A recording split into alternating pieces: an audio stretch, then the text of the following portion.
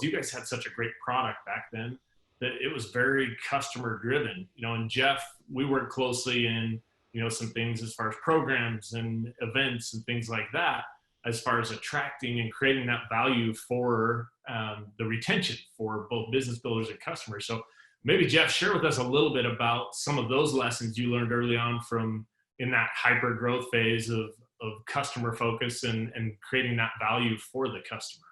Yeah, absolutely. And, like you mentioned, so I've been in the customer experience, customer success arena in one way or another for like 20 years, bugging you a lot of the time and learning from Shane's mistakes. But one of the foundational pieces, both in and out of the direct selling industry, I've been fortunate enough to be with several different organizations that have experienced that hyper growth that you're talking about. And, one of the key drivers of that was at an organization at a high level, the culture everything was centered on the customer, that the organization was obsessed with the customer. And so, you talk about customer retention. Well, I think one of the foundational pieces to even getting into the customer retention discussion is having an organization that shifts its focus to be obsessed with customer experiences and success. And if you don't have that, you can have so many good ideas and hopes, but if you don't have that obsession, it really makes putting in plans and investing in that retention and customer journey really challenging. And so these examples that I've been a part of, I've seen where this hyper growth was fueled by customer obsession, but I've also seen where the lack of, or the kind of veering from that customer focus, dramatically impacted the ability to retain customers. And so then it becomes okay, having this culture, what is it that you can do with it? What are the tools or resources that can connect with those customers? If the organization is completely focused and obsessed with providing value, then laying out that customer journey and providing value at every step becomes something really attainable, and partnering with different tools and systems, that Craig and Shane mentioned, becomes something that's very natural and leads to that retention, regardless of the hypergrowth or not. And I think the key thing there that you touched on is that obsession, right, with customer. And I think that's one of the changes within direct sales that has happened. I think, 20 years ago, we had people that, we dealt with, right, in meetings that were holding up pictures of Lamborghinis and mansions and this and that. And hey, they would carry binders full of their checks, right, in a very non-compliant way to build the business. But that's completely changed now. And I think the companies that are excelling are the ones that have that obsession, like you're talking about, with the customer focus. And for me, that's one of the things that really stood out for me with Modere. And when I did the Masterclass with Justin Prince, he and I are good friends, and we talked about how, in the formation of, the transition of what became Modere, it was that obsession with, this, he said there was a fundamental flaw within network marketing, that it was broken. It wasn't focused on the customer, and that you guys focused on fixing that. And so putting the customer first, being obsessed with it, creating that pathway and that journey, I think became, a key part. And so with that in mind, keeping the true customer in mind, maybe Craig, you can tell us a little bit about what that encompasses at Modere, why you guys became obsessed with that customer pathway and focusing on creating that separate experience for the customer.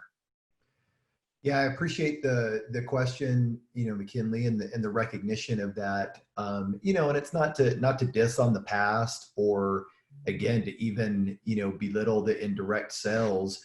That there's a great opportunity for people to create income opportunities and financial flexibility and leveraged income and those things that it promises. We actually embraced that, and it was actually with that end in mind that, again, we thought, all right, so if the end is providing that opportunity for people, what is the best mechanism? What is the most effective and long-term stable means to that end.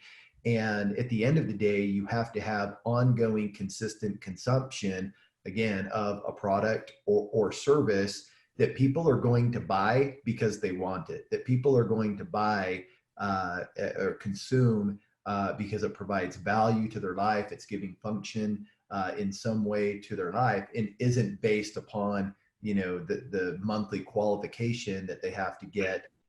If that's the only impetus behind consumption of, the product, then again, you're going to get into a self-consumption model.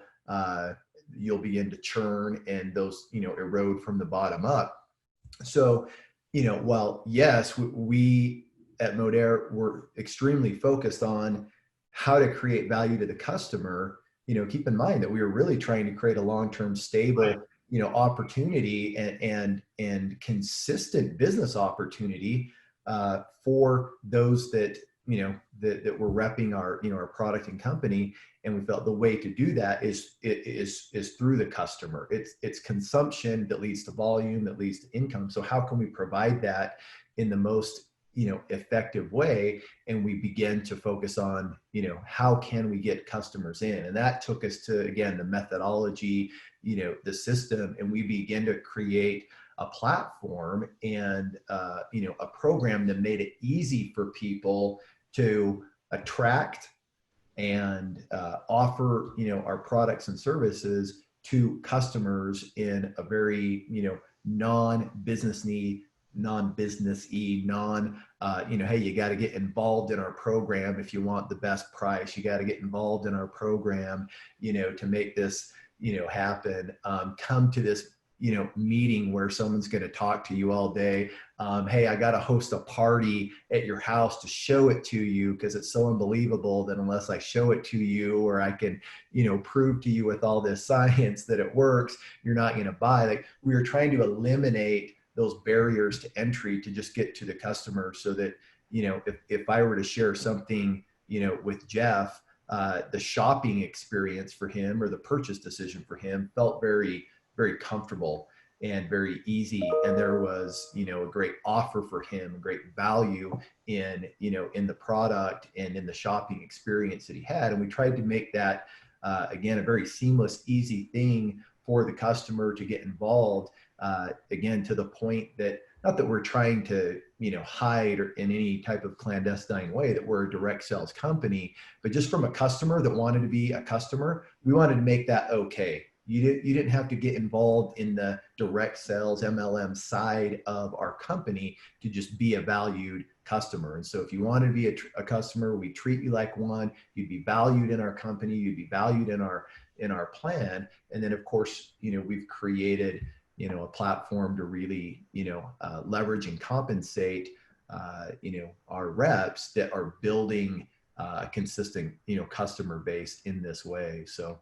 No, and I think that was the interesting thing for me. I mean, when you guys, it seems so obvious and straightforward now, but I think it took some time to get there where it's even on your website for your customers, there's no mention of, social retail or shifting retail. There's no mention of, hey, join this opportunity, this comp plan. It's come be a customer. We have valuable products. And for me, that was a shift as well, because historically, I used to meet with, whether it was, investors or people who are starting a company, and it was like, okay, we don't really care what the product is. We have this vehicle, we're going to attract these leaders and we'll go, and it's come and sign up and kind of the churn and burn, where you guys are taking, a model that's much more, a holistic view of, hey, here's our customer pathway, come join us. We're going to create value, but then also creating, that platform for the distributors. And